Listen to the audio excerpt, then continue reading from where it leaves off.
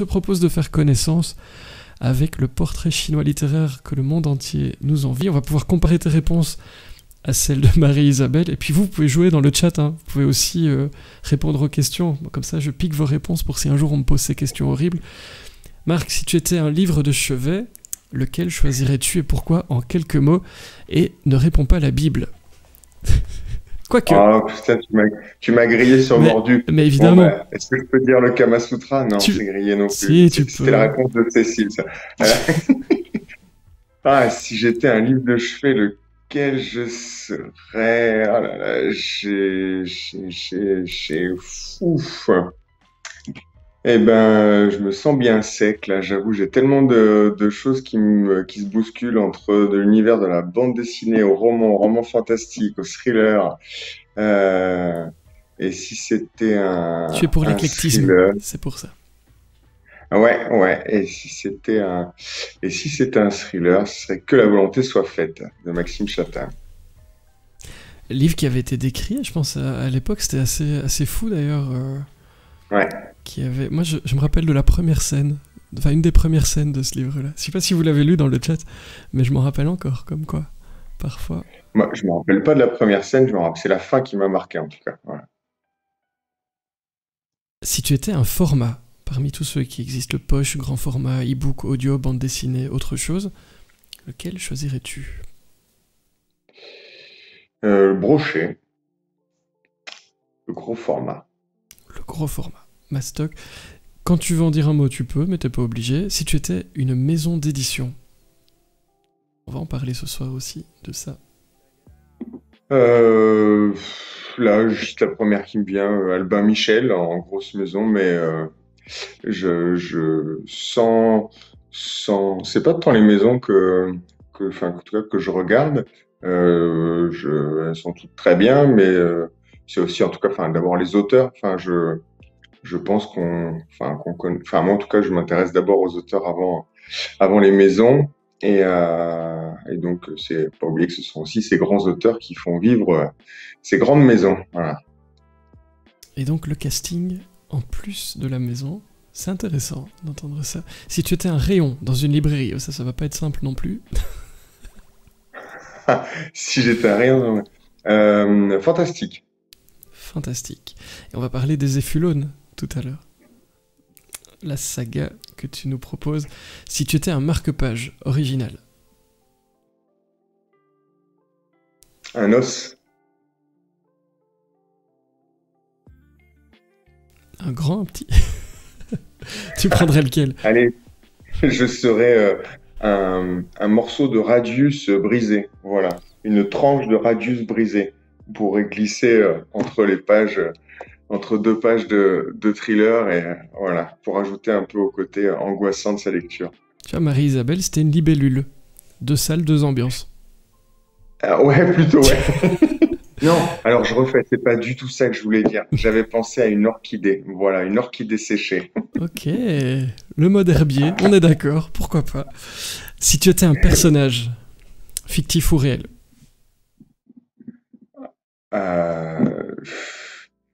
Euh, Deadpool, évidemment. Le côté humour t'intéresse aussi?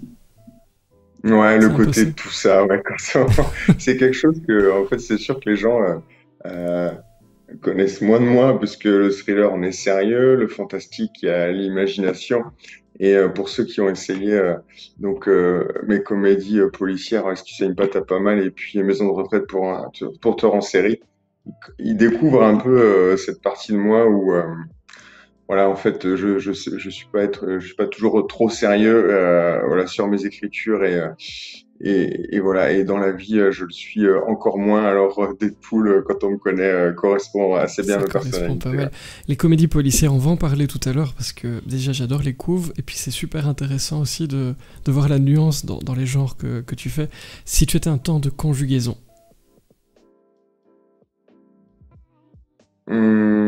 Le présent, ouais. Le présent. Parce que euh, flipper du temps qui passe et du coup, je me dis toujours qu'il faut profiter de l'instant un maximum et croquer la vie à pleines dents avec des journées qui devraient faire 36 heures et pas 24. Je suis bien d'accord. Si tu étais une musique ou la bande son, ça peut être de tes livres ou de la vie, un petit conseil musical. Tellement éclectique. On aime bien la J'aime musique tout. ici, c'est pour ça. Ah là là là là, j'aime tout. J'aime tout, j'aime tout. Aussi bien enfin, j'aime surtout ce qui fait vivre, ce qui fait danser. Donc, ça va aussi bien du heavy metal à l'électro. Et la compagnie créole. Euh, et oui, évidemment. Et les années 80, bien Ah, sûr.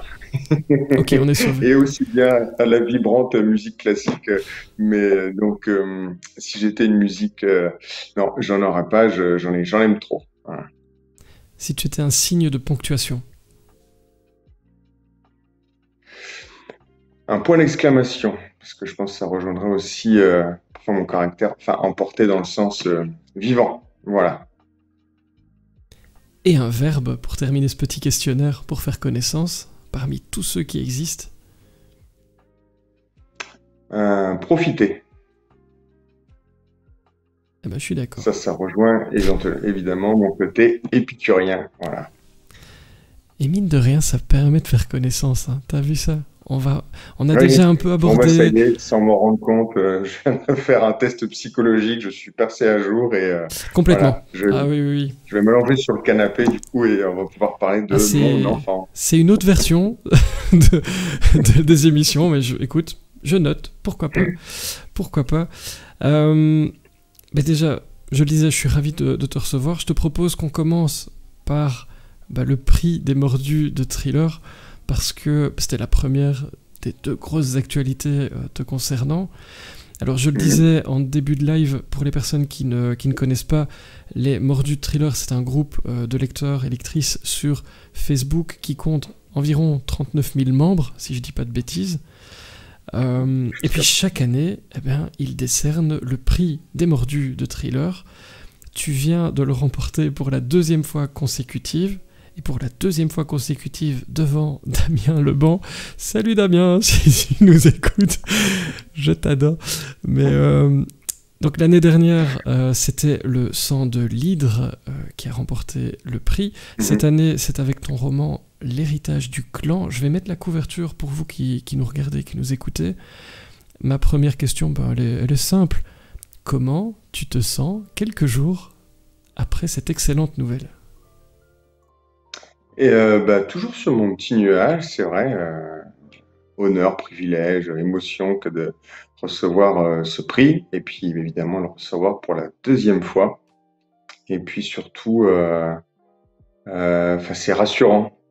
Comme je disais au Mordu, c'est rassurant parce que quand on n'est pas dans une grande maison d'édition, et puis c'est pas tant la maison d'édition, quand effectivement on n'a pas on fait pas 50, 100 000 ventes de livres pour effectivement se dire les ventes sont au rendez-vous et même si je me plains pas de mes ventes évidemment là avec de ce genre de prix qui sont des prix vraiment le prix du lecteur quoi sans filtre, sans intermédiaire, rassurant dans le fait où on se dit je me trompe pas trop de voix en fait. Je pense pas trop me tromper de voix en disant j'ai une reconnaissance de mes écrits, en tout cas de mes écrits polaristiques.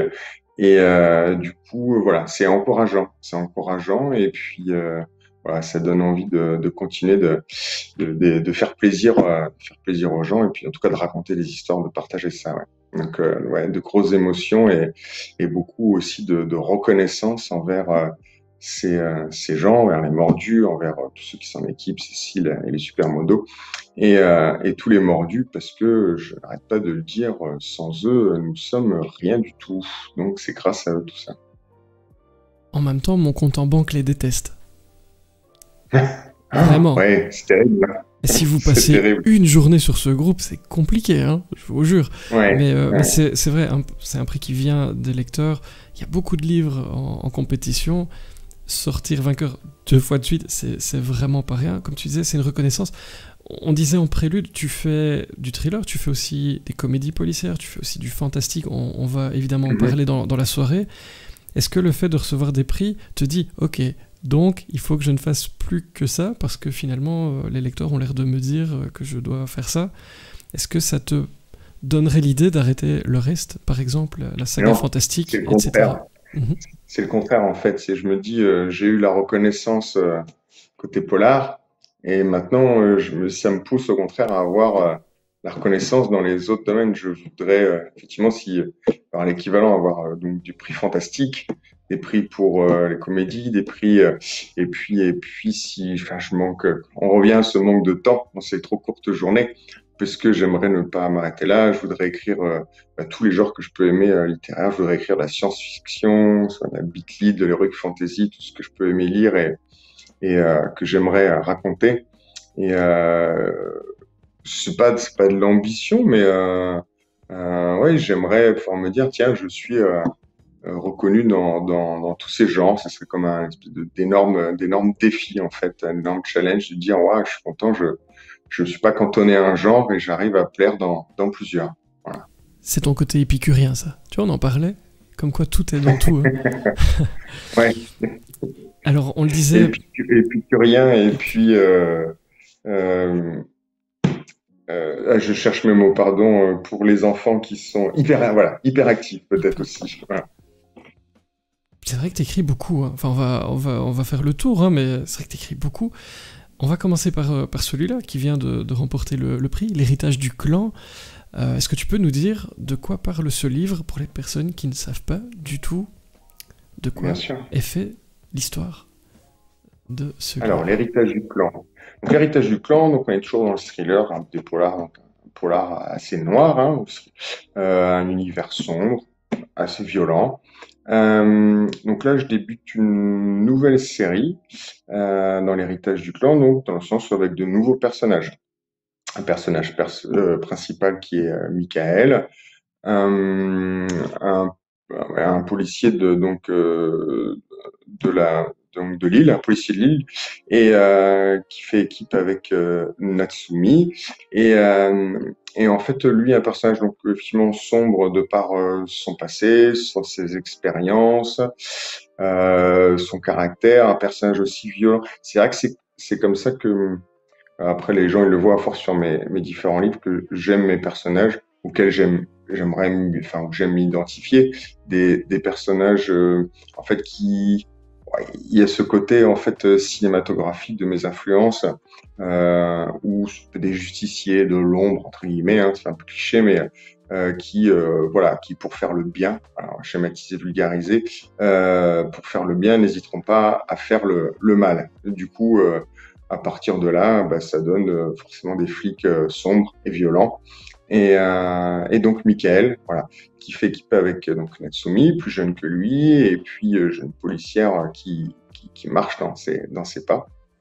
Et donc tous les deux sont amenés à enquêter sur une série de crimes qui se passe dans la région de Creil, voilà, région d'où Mika, en tout cas, est originaire, raison pour laquelle on l'appelle là-bas, parce qu'il connaît bien l'univers en tout cas violent des cités de Creil. Voilà. Et puis il va se passer des trucs moches pour eux. On va les mettre sur... Ouais. Parce que tu les ménages pas, tes personnages. Non. Alors, c'est aussi une marque de fabrique de tout ce que j'ai pu voir. Effectivement, vu le papier, je peux pas trop en dire, mais c'est vrai que je ménage pas mes personnages, et ce qui fait que, à force, sans le vouloir, et j'en suis content de cet effet-là, c'est que maintenant j'arrive à un point où les gens, quand ils découvrent mes nouveaux livres, ils commencent un peu à trembler pour les personnages maintenant. Et on vous en dit pas plus, parce que c'est pas marrant, mais c'est vrai d'avoir comme ça des personnages héros, et leur vie est pas simple, si je dois résumer. Leur vie est pas simple. Et leur vie est pas simple. Alors c'est vrai qu'en plus, je comprends les avis des lecteurs parfois qui peuvent reprocher en disant, parce qu'il y a des gens qui aiment, en fait, c'est des univers qui sont tellement tranchés, on n'est pas dans le blanc, on n'est pas dans le gris, on est dans le noir. Et donc, je trouve évidemment que ça peut pas plaire à tout le monde. Et donc, il y a des gens effectivement qui vont reprocher de dire encore ces personnages clichés du flic qui a ce passé torturé, qui est mal dans sa peau, ou qui a ses cicatrices. Et je comprends, effectivement, ces critiques. Mais, mais en étant, bah voilà, moi-même gendarme, et côtoyer depuis, bah voilà, 25 ans cet univers aussi, bah forcément, la vie, c'est comme ça que je la vois, malheureusement, hein, et comme ça que je la connais. Elle est vraiment, enfin, loin d'être claire. Et voilà, bien plus noire qu'on le pense. Et du coup, voilà, ce bon flic voilà, qui veut faire le bien, bah, il peut vraiment pas être autrement que voilà que torturé et il est de enfin ce que la vie et voilà, ce que la vie a fait de lui. Quand on connaît cet univers, l'univers policier, ça, c'est un univers qui peut pas en fait enfin qui peut pas nous laisser intact. Voilà, surtout après tant d'années de travailler dans des univers aussi violents. Donc voilà, les personnages sont comme ça peut faire un peu cliché, mais c'est vrai que j'imagine pas bah, le héros, effectivement, tout lisse, qui rentrerait chez lui, embrasser sa femme et ses enfants, tout va bien, et qui irait voilà, se mettre une série avec sa femme, embrasser ses enfants et voilà, manger des céréales et des graines et puis boire une camomille et puis aller se coucher le matin, se coucher de bonne heure et se lever, et se lever aussi de bonne heure pour aller faire son petit sport et puis tout irait bien, la vie serait parfaite et il mènerait ses enquêtes. Donc voilà, ça je crois pas trop à ce monde-là, même s'il existe aussi. Donc du coup voilà, je m'embrouille un peu, mais du coup du coup mes personnages sont plutôt comme ça, sont plutôt noirs. Et ton métier t'inspire au moment d'écrire? T'essayes de coller à ce que tu vois dans ton métier ou au contraire, justement, t'en écarter un petit peu? Alors en fait, ouais, comme j'expliquais aujourd'hui aussi, euh, alors je suis ni gendarme dans le judiciaire. Ça fait que quand on me demande effectivement, mais vous vous inspirez ou c'est des choses que vous avez pu vivre? Non. Et puis en même temps, juste que j'écris et l'horreur de ce que j'écris, parce que j'aime bien l'univers des tueurs en série. Effectivement, heureusement, il n'y a pas beaucoup de policiers en France qui ont travaillé sur ce genre de cas. Et donc, en tout cas, certainement pas le mien, puisque je suis ni en judiciaire, ni dans la police scientifique, mais plutôt dans le domaine de l'intervention. Donc, plutôt fait partie des gens qui sont appelés pour arrêter ces gens-là. Donc, ce qui m'aide à décrire effectivement plus facilement en tout cas les scènes d'action et les scènes d'action dans mes romans.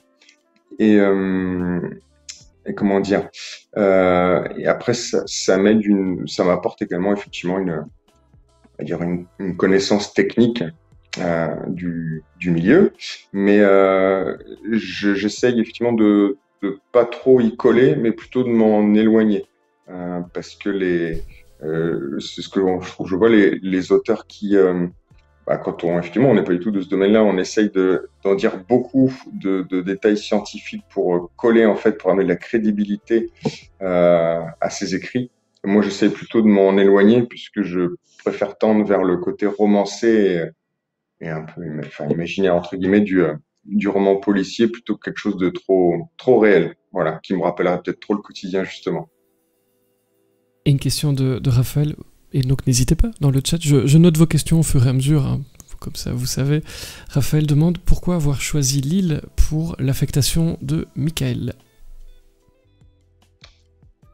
Alors, attendez, je suis en train de chercher moi aussi pourquoi c'était lui. Alors oui, voilà. Le pourquoi du comment. Pourquoi c'est venu?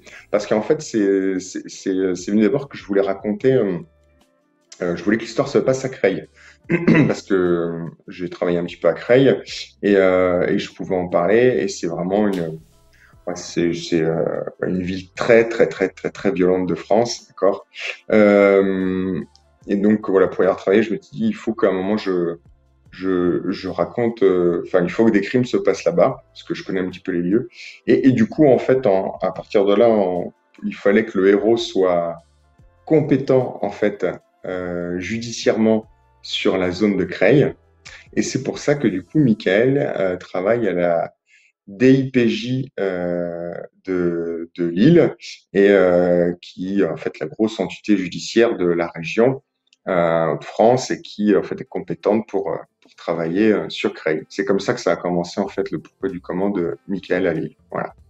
Et aussi, pardon, pour sortir un peu, je ne veux pas critiquer ceux qui le font, mais je trouve qu'on retrouve très souvent le héros du 36 qui est des orfèvres. Voilà, donc je voulais pas le mettre aussi au 36. Et les chroniques du Polar de Mende, qu'est-ce qui t'a donné envie d'écrire? Donc à la base, comment Mark-Lynn s'est réveillé un matin ou un soir en se disant « Allez, on va écrire ». Ben, je vais plagier le grand Franck Tillier qui a dit un jour, c'était en fait l'envie d'écrire était venue le fait de raconter ce qu'il aimait, il voulait raconter, moi c'est la même chose, en fait de raconter des histoires. C'est la passion, on a envie de raconter des histoires, et l'écriture ça a été le moyen. Si j'avais pu, j'ai eu les moyens entre guillemets, les moyens matériels, ça aurait été réaliser des films, voilà, le rêve, mais c'est un peu compliqué, on s'en doute tous, donc le plus facile c'était, pour raconter l'histoire, c'était d'écrire. Donc c'est venu comme ça. Raconter des histoires, raconter ce qu'on a dans la tête, tout ce qui peut se passer voilà, dans notre imagination. Et voilà, le plus facile pour le faire, c'était vraiment d'écrire un livre. Alors t'en parlais, le cinéma, avec Deadpool ou autre, ça t'inspire plus que la réalité? Est-ce que ça m'inspire plus que la réalité? Oui, ouais, c'est certain, ouais. Ouais, c'est certain. C'est certain parce que il faut que ce que je lis ou ce que je regarde doit me faire rêver. Voilà, en tout cas, ça doit m'emporter ailleurs. Donc c'est pour ça que en fait, je ne regarde ou je ne lis jamais, en tout cas, quelque chose de réel ou inspiré de faits réels, tout ce qui pas forcément historique, mais des tranches de vie, ça c'est impossible parce que avec le quotidien que j'ai, je cherche forcément à m'en éloigner. Donc que ce soit cinéma, télé ou littérature. Donc du coup, voilà, mes influences sont là. Et donc du coup, quand j'écris, c'est pour ça que mes personnages vont avoir ce côté un peu certains disent un peu manga dans le sens voilà des fois manga ou enfin héroïque. On n'est pas dans les Avengers non plus, mais voilà. Je suis déçu. Michael n'a pas un grand bouclier. Déçu. C'est Avec le drapeau des Hauts-de-France dessus. Mais pourquoi pas? Écoute, note ça quelque part. Mais, ça peut être très très drôle. Oui, non, mais c'est sûr que ouais, je pense qu'il y a plein d'influences dans les personnages. Ça pourrait être un côté trilogie Batman, ça pourrait être ce côté voilà sombre justicier, ça peut être il y a un côté il y a du Mad Max, il y a tout ça. Enfin tout ça, ce sont des influences quoi. Et après où je me dis tiens si vraiment il y avait un policier vraiment badass, je voudrais que ce soit lui quoi, qu'il soit comme ça. Et alors, question qu'on me glisse dans l'oreillette, qui vient d'une lectrice. Lisa, qu'est-ce que ça change dans la vie d'un auteur de recevoir un ou deux, dans ton cas, prix des Mordus de Thriller? Alors, on pense au bandeau, on pense aux ventes. Est-ce que tout d'un coup, tu es arrivé, je sais pas, à la première place des ventes sur un célèbre site avec un grand A qu'on ne prononce pas ici, mais si on peut. Mais en gros, ça change quoi dans la vie d'un auteur? Après, on n'est que quelques jours après, mais est-ce que tu vois déjà des choses qui ont changé? Alors, et sur base de ton expérience de l'année dernière aussi, évidemment. Quand on est édité, j'ai pas de retour direct sur les ventes, en fait, sur ce qui peut être toutes les plateformes, librairies, ce genre de choses. Ça, je peux pas le voir. Je peux que, moi, à mon niveau, effectivement, voir sur le résultat sur le site avec un grand A. Et oui, je vois qu'effectivement, il y a un pic de vente pas significatif au point qu'on pourrait imaginer. Voilà.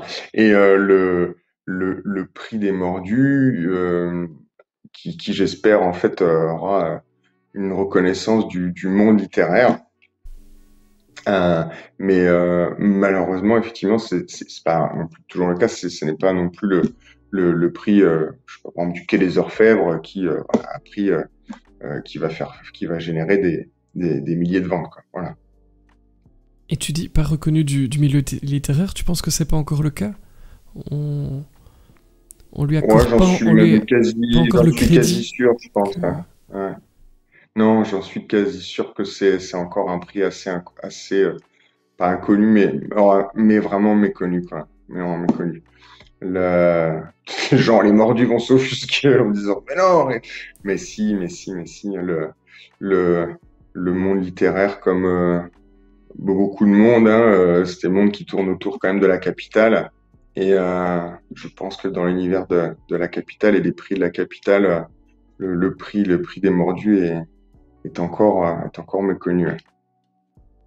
Et, et elle ajoute, parce que arrêtez de m'envoyer des questions sur Messenger, vous n'êtes pas drôle, je vous l'ai déjà dit. Mais elle ajoute, et du coup, Albin Michel ne t'a pas encore contacté. Non, non, non, Eh oui, vous êtes non, Albin attentif. Michel, Vous êtes ok, non, attentif. personne m'a encore contacté. Mais oui, un jour.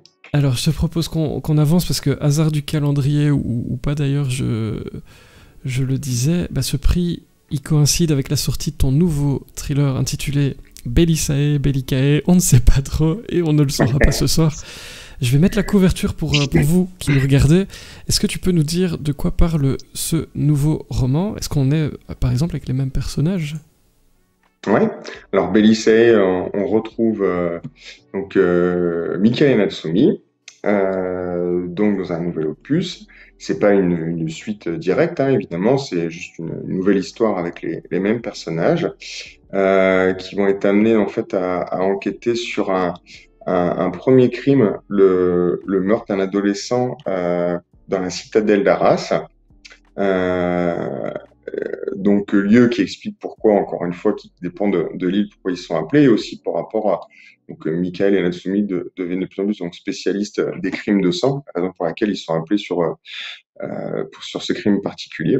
Et puis en tout cas depuis Arras, ils vont être amenés à enquêter sur une série de crimes qui va les amener en fait dans la région de Briançon, une région que je connais bien pour y avoir travaillé 4 ans. Et voilà, une région que enfin, que j'ai tellement aimée, avec pareil des décors tellement particuliers que je voulais à tout prix les mettre en scène. Et c'est ce que j'ai fait dans Belissae. Euh, voilà, où donc, effectivement la suite de l'histoire se passe là-bas. Voilà. Et donc Mika et Nat vont continuer leur enquête dans la région de Briançon. Et Raphaël nous dit, j'ai fait mon service militaire dans la citadelle d'Arras. Donc ça doit te parler, ça, Raphaël. Alors du coup, tu le disais un peu tout à l'heure, tu es un habitué des voyages, de ce que j'ai compris. Et des Ouais. deux pitchs que tu as fait jusqu'ici, c'est vrai que les lieux ont beaucoup d'importance, on le sent bien. Les lieux que tu visites apportent quoi au romancier que tu es?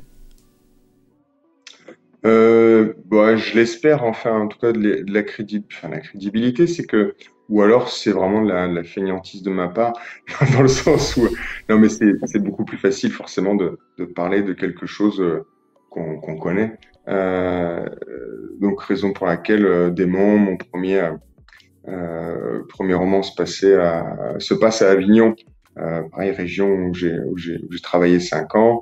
Et puis un petit peu la même chose dans chacun de mes romans, comme j'ai la chance de beaucoup bouger, beaucoup voyager.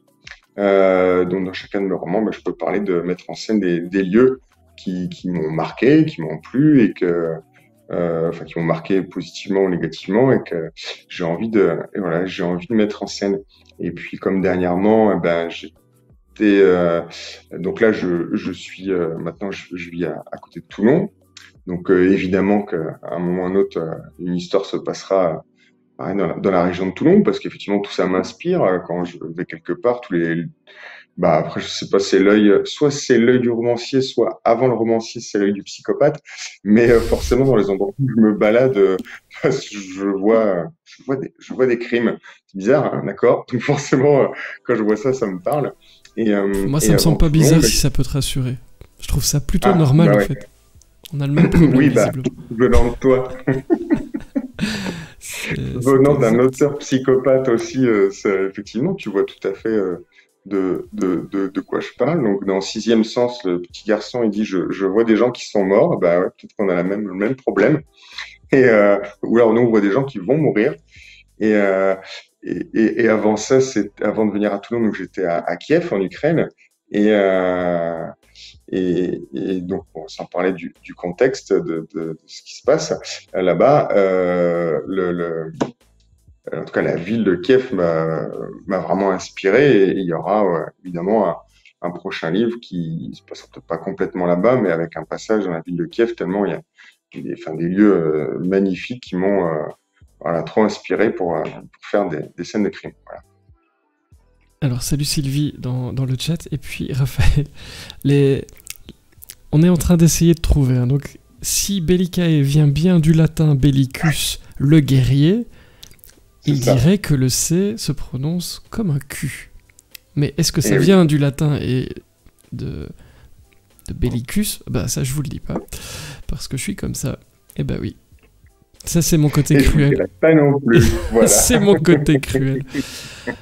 Marc, bah, on profite parce que bah, on a un spécialiste du thriller, parce que il n'y a pas de hasard hein, quand on gagne 2 fois de suite un prix, même si tu dis il n'est peut-être pas encore, parce que alors j'ai de l'espoir du coup, mais en tout cas réputé à sa juste valeur, parce que ça vient des lecteurs, donc c'est un très très bon prix, vraiment très très bon prix. Mais pour toi, c'est quoi un bon thriller? Quelle serait ta définition? Il faut quoi dans un livre pour dire là c'est un bon thriller? En tout cas dans les tiens. Bah, il faut exactement tout ce que je mets en fait, voilà. C'est ça. Mais après, est-ce que je vais être objectif? Bon, en tout cas, je vais donner mon avis, voilà, pour le bon thriller. Évidemment, c'est ce que j'essaye de faire. Je dis pas que c'est ce que j'arrive à faire. J'aurais pas, voilà, cette prétention. Mais ce que j'essaye de faire, est-ce que pour moi, pour avoir un bon thriller, je dirais, bon, dans l'ordre des personnages, effectivement, des personnages assez, des personnages charismatiques. Et c'est pareil, Franck Tillier, donc c'est lui qui m'a décerné mon premier prix, qui était le prix VSD du Polar en 2016 pour Démon. Et évidemment, j'ai eu la chance d'abord d'échanger avec lui par mail parce que c'est lui qui a choisi Démon, et donc d'échanger avec lui sur sur les points améliorés du livre. Et puis ensuite, je l'ai rencontré pour le prix, et lui qui me disait le plus important, ce sont les personnages. Voilà. Donc il disait vraiment, il ne faut pas toujours aller travailler, toujours plus, toujours plus. Donc déjà, par mon thriller, des personnages forts. Pour moi, ce que j'essaie de mettre, une intrigue, effectivement l'intrigue la plus complexe possible. Alors voilà, en tout cas pour moi, le plus gros à travailler effectivement sur un livre, hein, pour avoir ce twist final, pour surprendre, en tout cas surprendre le lecteur. Pour le côté thriller, effectivement, c'est le côté angoissant des scènes déjà des scènes de crime, à savoir lorsque le tueur va faire une nouvelle victime, essayer de faire frissonner le lecteur, et puis aussi le côté angoissant des scènes d'action lorsque donc les personnages sont confrontés à ce tueur, d'essayer aussi de faire frissonner le lecteur à ce moment-là, d'amener encore aussi un côté angoissant à ce moment-là. Donc du coup, bah voilà, des émotions. Et alors c'est peut-être pas le côté, enfin c'est mon côté en tout cas bon thriller, ce que je vais aimer. J'aime beaucoup l'action entre guillemets dans les romans. Du coup l'action et puis les dialogues. Enfin c'est vrai que je suis moins intéressé, moins porté sur les thrillers qui ont beaucoup de descriptions, avec peu de scènes d'action et du coup souvent moins de dialogue. J'aime, comme un bon film, être emporté un bon page turner de la première à la dernière page sans rien voir passer. Alors en tout cas, voilà, ce sont les ingrédients que j'essaye, voilà, de mettre dans mes livres. Voilà. Et tu disais personnage, et dans ton cas, personnage récurrent. C'est un des ingrédients que tu aimes, parce que c'est par série. Ici, Bellicae, je vais le dire comme ça, ou pas, ou Bellicae. Ah oui, je vais vous le faire jusqu'à la fin. Si, je vais jouer avec vous, mais je le fais dans mes livres, je le fais dans mes lives. Qu'est-ce que vous voulez que je vous dise? On ne se refait pas. C'est de nouveau, enfin c'est le deuxième livre où on retrouve Mika et Natsumi. Précédemment, il y avait 3 livres Maxime. avec Maxime. Les personnages récurrents, c'est un des ingrédients que tu aimes pour jouer avec les lecteurs et pour les Pas faire évoluer, forcément, mais, probablement. parce que c'est vrai que j'ai fait il y a que le sang de l'hydre qui est un one-shot où, bah, effectivement, enfin, un seul roman, quoi, une seule histoire. C'est plus parce que finalement, je dirais, il y a un côté sentimental. On a développé ces personnages-là, et puis en fait, on s'y attache. On les met en scène, on les développe pendant toute une histoire, on s'y attache, et puis à la fin, on se dit, mais ils sont bien, enfin, ils me plaisent en fait. À la fin, je me dis, mais ils me plaisent, je veux les revoir, j'ai envie de les revoir, donc je veux les remettre en scène. Alors après, effectivement, on essaie de les développer, de développer leur histoire, mais c'est plus ce côté-là, c'est venir, tu sais, j'ai créé un bon personnage, en tout cas, j'ai créé un personnage qui me plaît, mais est-ce que je serais capable de créer, j'ai écrit 10 livres, 10 personnages qui vont me plaire, waouh, je sais pas. En tout cas, du coup, voilà, quand il y a un personnage qui me plaît, j'ai envie de le revoir. Donc, je le remets en scène, oui. C'est ton côté sentimental. Et c'est Ouais, important. c'est ça. C'est pour revenir sur l'orchidée et le marque-page. Complètement. Question un peu pratico-pratique, mais est-ce qu'on peut lire ce nouveau livre sans avoir lu L'héritage du clan? En gros, est-ce qu'on peut les lire dans le désordre? Oui, alors, c'est difficile en tant qu'auteur de répondre. J'ai envie de dire que oui, que effectivement, on peut le lire sans avoir lu l'héritage du clan, qu'il n'y a pas, enfin, il y a forcément quelques références au premier, mais qui vont pas, en tout cas, gêner la compréhension de l'histoire de Belissaï.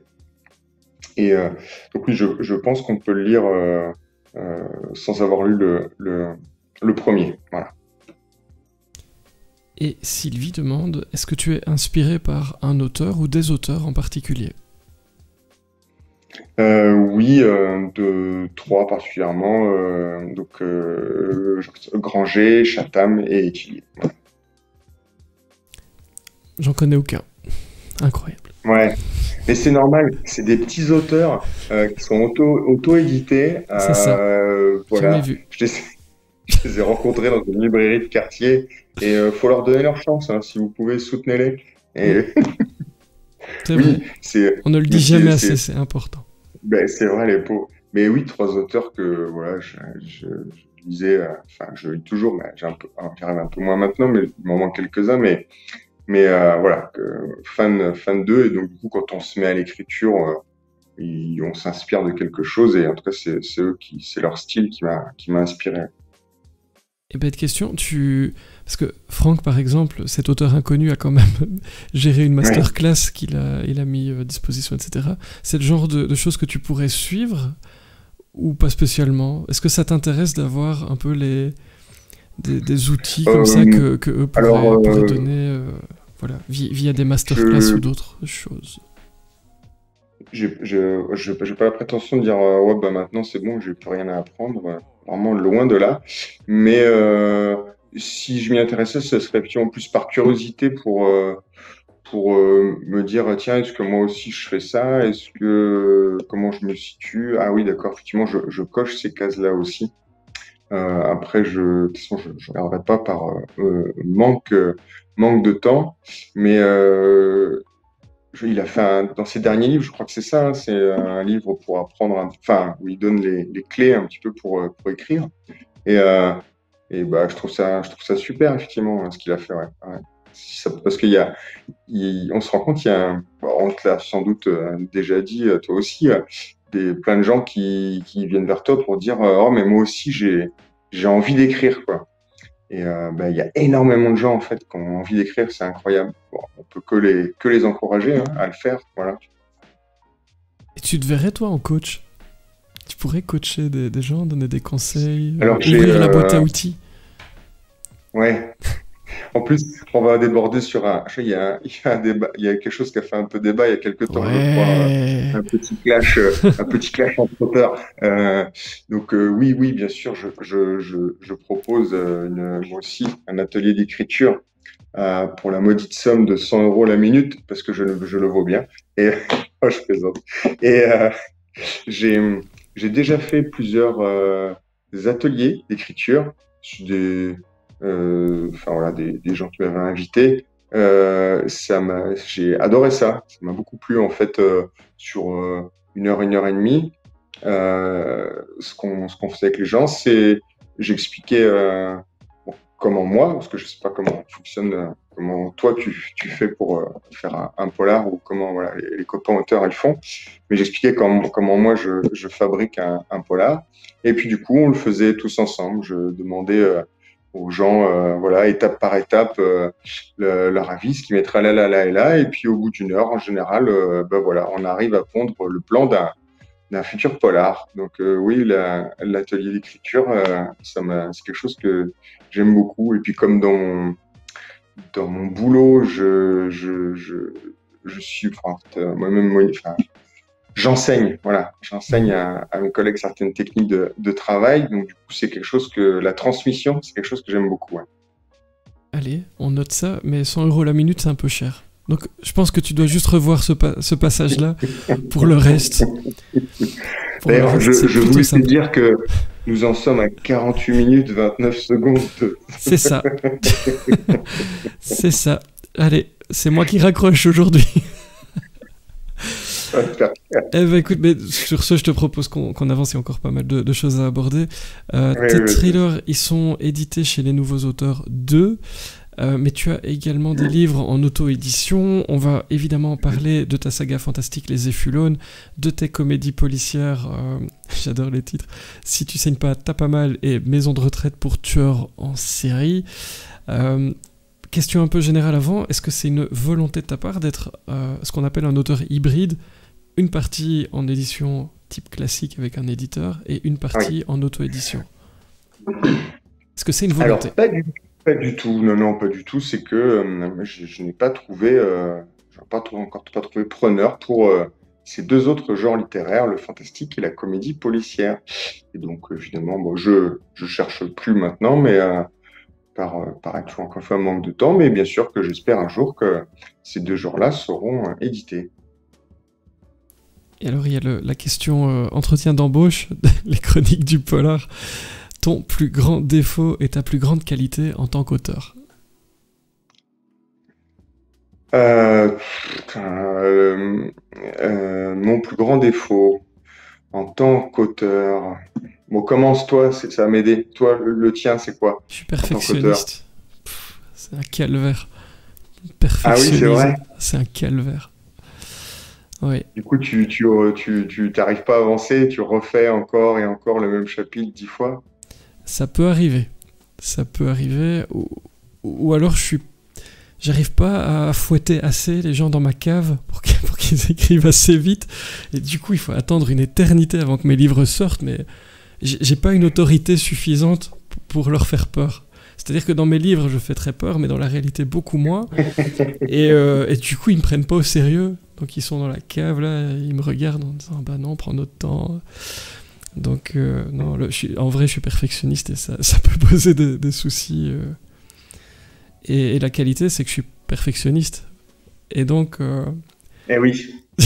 Et souvent, c'est- non, mais c'est vrai, souvent, un défaut est aussi une qualité. ça peut, ça peut. Et je t'ai fait gagner un peu de temps. Comme quoi, je suis aussi très Et gentil. ouais, alors, non, honnêtement, défaut, c'est pas pour oh, le gars qui se la raconte, il a pas de défaut. Non, c'est juste que je prends tellement de plaisir à écrire, hein. C'est devenu une vraie drogue. Il faut que j'écrive tout le temps. Peut-être pour ça que j'ai autant de, enfin, livres.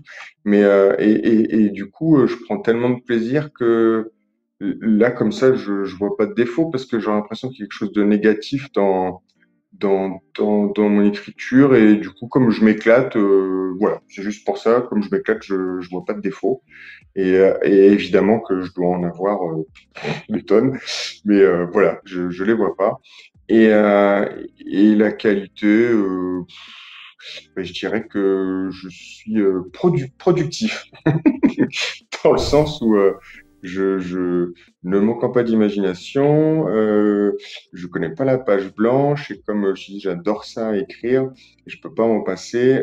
Ça fait que j'ai eu des années à 3 livres par an. Du coup, c'est cool, tu vois, ça me donne de l'avance, quoi. Voilà. Ouais. Je suis pas en manque de livres. Allez, j'ai plein de réponses à vous donner là-dessus. On fera un live là, sur les qualités et les défauts un jour. Je me note des trucs au passage.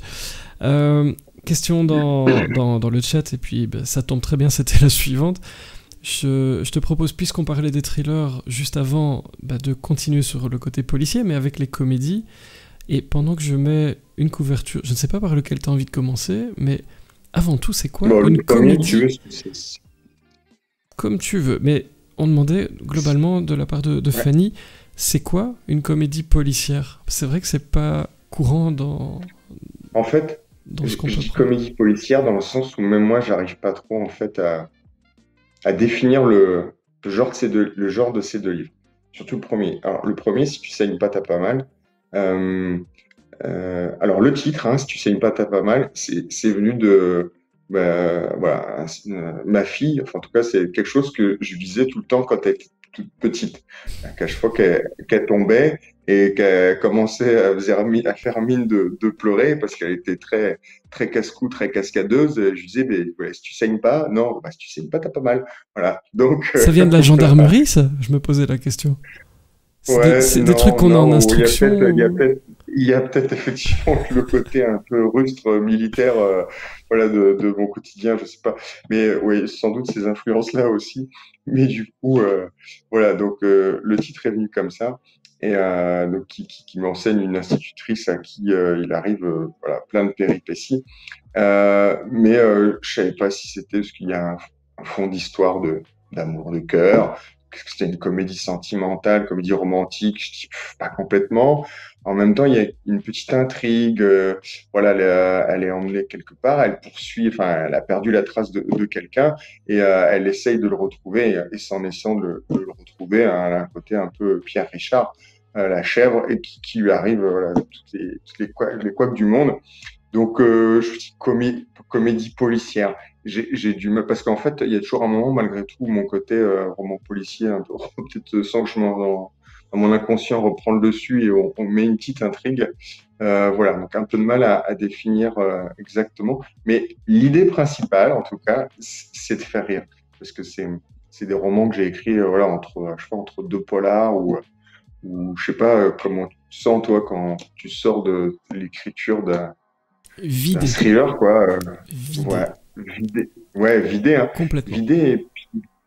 Et puis est-ce que tu te vois quand tu termines, c'est renchaîner avec un tout de suite. Non.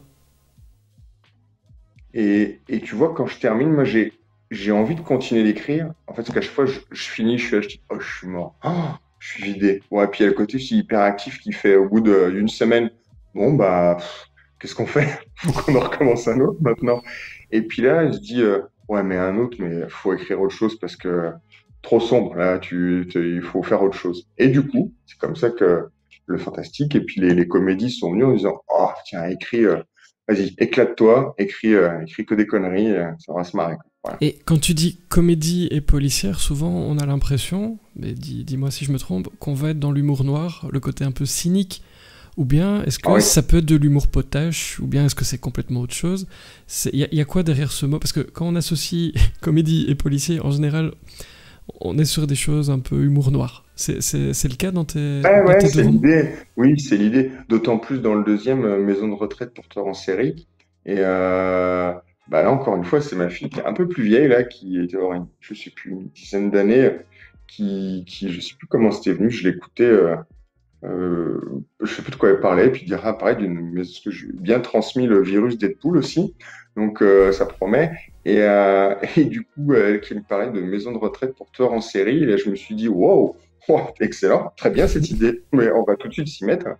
Et, et voilà, donc qui met en scène donc, une petite histoire qui se passe en France, dans un petit village qui n'existe pas, perdu dans les montagnes, avec donc deux gendarmes totalement enfin improbables évidemment, hein, qui vont être amenés enquêter sur des crimes qui se passent dans une maison de retraite qui a la particularité d'abriter des anciens tueurs en série.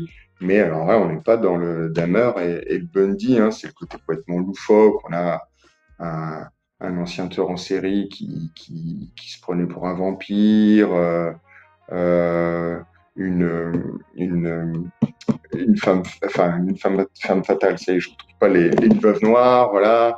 Enfin, un tas de catégories de tueurs en série sans aller dans le macabre, hein.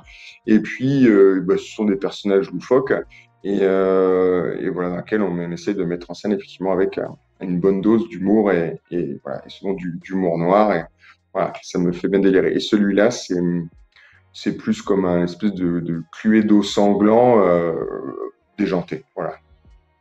Et donc, c'est souvent ta fille hein, qui t'inspire, j'ai l'impression, pour cette partie-là. Tu verrais une association à quatre mains avec elle? Ou est-ce qu'elle a peut-être envie d'écrire aussi, finalement, un petit peu? Non, elle a 15 ans, elle est bien trop feignante pour écrire, c'est évident.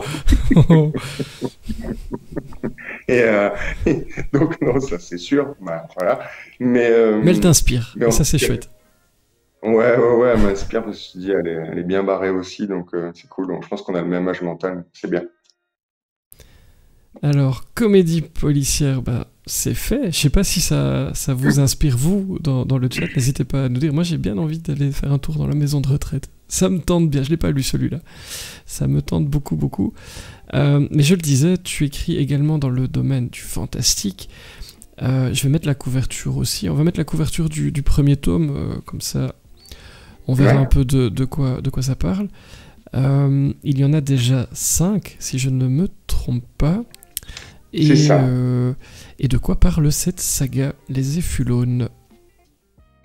Alors, les Ephulones, donc une saga. Alors, c'est vrai que saga fantastique. J'ai toujours du mal aussi à. Voilà, les gens qui aiment ça, hein, les passionnés, ça c'est voilà, pour être aussi la fantaisie urbaine, c'est-à-dire c'est quelque chose de fantastique, ça n'existe pas, mais ça se passe, ce n'est pas de l'heroic fantasy avec des orques, des elfes, voilà, et des châteaux forts. Non, c'est du fantastique, ça se passe de nos jours en France, et donc c'est l'histoire de Claire, une femme de 22 ans, euh, qui, euh, qui découvre qu'elle a un pouvoir, celui de contrôler son sang et le sang des autres. Voilà. Euh, et en fait, elle va découvrir réellement qu'elle fait partie d'un peuple voilà, avec certains pouvoirs qui s'appellent les Ephulones. Et, euh, et donc, voilà, c'est l'univers fantastique. C'est juste ça, ça va être de nos jours, en France, voilà, voilà un peuple qui a un certain pouvoir. Euh, et donc, ensuite, cette saga, ouais, c'est une épopée pleine de magie, de pouvoir, de combat, voilà, de beaucoup d'action. Je me suis fait vraiment plaisir. J'adore écrire cette saga, de beaucoup de personnages atypiques, particuliers, qui se baladent partout en France. Donc, voilà, c'est un vrai tour de France. Euh, ou avec plein de lieux, plein d'endroits qu'on reconnaît. Et puis après, ça s'étend au fil des tomes Tour de France, Tour d'Europe et Tour du monde, avec de plus en plus de personnages, de plus en plus de pouvoirs, de magie. Et, euh, et puis un monde aussi que je développe beaucoup et qui devient, enfin, voilà, je ne peux pas trop en dire, et dont les origines sont particulières et j'espère intéressantes. Et je prends un gros plaisir à écrire cette saga. Et je sais que comme les gens qui me connaissent d'abord par mon univers polar et thriller, sont curieux de ce genre, mais la plupart, à 90%, effectivement, sont frileux, je le comprends, hein, de s'aventurer d'un genre fantastique, parce qu'encore une fois, voilà, ils imaginent fantastique égale le Seigneur des Anneaux, les elfes et les orques, et non. Donc, il faut voir plutôt quelque chose, plus un côté Stephen King avec voilà, certaines choses fantastiques, enfin beaucoup de choses fantastiques qui se passent dans ces livres. Et, euh, et donc, en tout cas, c'est pour dire que ma plus grande fierté, alors ça c'est quelque chose que les gens m'écrivent ça, je suis aux anges quand quelqu'un m'écrit, voilà, j'ai lu des polars toute ma vie, je n'ai lu que ça. Pour vous découvrir dans ce domaine, j'ai essayé. Et ben maintenant, je me rends compte que j'aime le fantastique. Et ben maintenant, je lis d'autres livres fantastiques. Alors ça, c'est terrible, un sentiment, parce qu'on se dit, waouh, on a mis quelqu'un à un nouveau genre. Alors ça, c'est une grande fierté. Voilà. Et d'où le bonheur d'être éclectique. C'est qu'on peut tendre Ouais. des ponts entre... Vous voyez, au fil de cette discussion, hein, on fait un peu le grand écart, enfin, ou pas, parce qu'on est toujours Ouais. dans le sang finalement. Et alors, Oui, j'en profite, Valouel, je suis désolé. Effectivement, comme dit Kiko, bah ouais, cette chaîne sera ta ruine. Oui, puisque... Mais regarde, pour toi, Marc, il a fini direct dans ma wishlist, le fantastique. Cette chaîne Twitch va être ma ruine. Eh ben oui. merci. Eh ben oui, mais franchement, j'ai même pas honte. J'adore ça, vous faire découvrir des auteurs talentueux qui écrivent dans des genres très différents. C'est vraiment super agréable pour moi aussi. Et ça, c'est une question horrible. Dis les chroniques du polar, tu abuses avec les questions horribles. On avait dit une. Non, plus sérieusement, Marc, si tu devais choisir un seul de tes romans, ce serait lequel? Moi, je sais pas répondre à ça. Enfin, si, J'avoue, c'est chaud. Hein. en vrai, je sais répondre à ça, mais je fais le mec C'est outré. chaud. Mais en fait, je sais le faire. Tu sais le faire? Ouais, Eh ben, ouais, ouais. allez, Mais je suis, vas-y, que- mais tiens, commence. je Le- suis hyper lequel cru. lequel des Non, mais siens tu en garderais? vrai, mais j'adore les auteurs qui disent mais ce sont comme mes enfants, je les aime tous, vous comprenez. Je trouve ça tellement beau comme réponse. Non, en vérité, je les aime tous, ce sont comme mes enfants, c'est vrai. Mais si vous me demandez mon préféré, c'est celui par lequel tout a commencé, parce qu'à ce moment-là, je pensais pas du tout que j'allais faire ça. Je pensais que ça allait être lu par 3 personnes, dont ma famille, honnêtement, et tout le reste en découle. Et donc, celui-là, il a un goût particulier quand j'y repense. Après, je les aime tous, et pour des raisons très très différentes. Mais oui, mon préféré, en ce qui me concerne, c'est le tout premier, dans le sens où il a rendu tout le reste possible, et Dieu sait que c'était passionnant tout ce qui a suivi, et que c'est pas fini, puisque ça bosse dur, même si vous n'en avez pas l'impression. Mais c'est une question difficile, hein. En vrai, elle est pas Oui, non, évidente. mais et à laquelle je vais répondre comme toi, effectivement, le premier, et d'autant plus pour le personnage. Pour le premier, Maxime était un personnage très important pour moi, donc ce serait Démon le premier, mais que je mettrais à égalité, malgré tout, avec le premier tome aussi des Éphulones, parce que je prends autant de plaisir à écrire l'un que l'autre. Voilà. Et le premier tome, que je dise pas de bêtises, il s'appelle L'éveil du sang. Ouais, Et vous voyez c'est la comme ça que je couverture, l'ai. très très chouette couverture. C'est en auto-édition, c'est toi qui fais les couves ou tu as demandé à quelqu'un de les faire? On demande Ouais, ça? bien sûr, bien sûr. Non, je plaisante. À la Non, pastel, non, non? je plaisante. Faisons la pub de Nicolas Jamono.